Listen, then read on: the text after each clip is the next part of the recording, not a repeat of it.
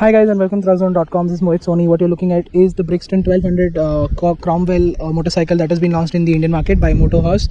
They are going to sell multiple brands in the future. Right now they have Brixton as well as the VLF, the electric scooter. The review either is out or will come very shortly.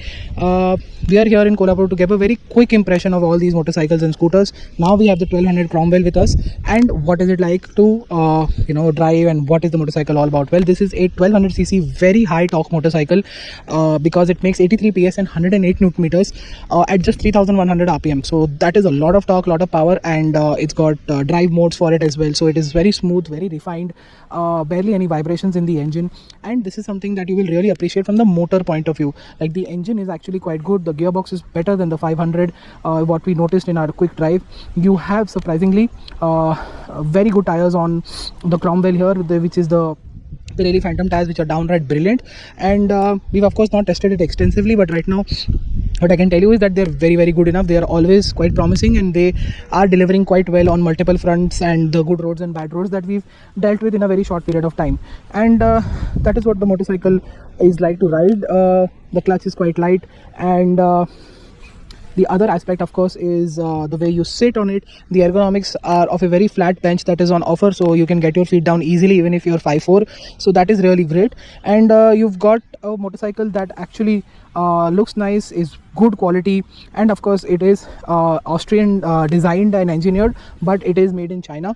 And of course MotoHaus is importing all of these, and one day they will make these bikes in India as well. That's the future plan, says MotoHaus's main management that we spoke to, and that is of course the future. Right now in terms of riding, the handling part, what I'm very surprising is that the front end geometry is very much raked in. It's not raked out, so you will have to turn in much earlier to get a nice turn in within the corner. So that is something that is that will be very new to a lot of riders in the Indian market, because we are used to a perfect front geometry setup. This is raked in. The biasness is towards, it is raked inside. The geometry is below 24 degrees is what I'm assuming. I don't have the numbers.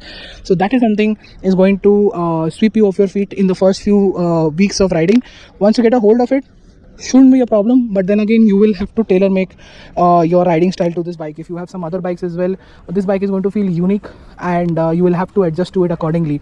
I don't know, this setup is sort of make sure that you are weaving through traffic quite well. That helps in that aspect. The highway stability we'll have to see with the raked in around 23-24 degrees of rake is what I'm assuming. Highway stability feels a little different, so we'll have to see what that is once we start riding it on the highway, on the roads. Right now it's been a limited track experience that we've had, and yeah, that's what the riding is. Now let's go to the design first. Let's go to the design now. As you can see, it's got a nice LED DRL, and the fit finish quality is good enough. You've got adjustable levers, surprisingly no adjustable suspension, and that is how the switch gear feels very nice, high quality. And you have your riding modes and cruise control as well.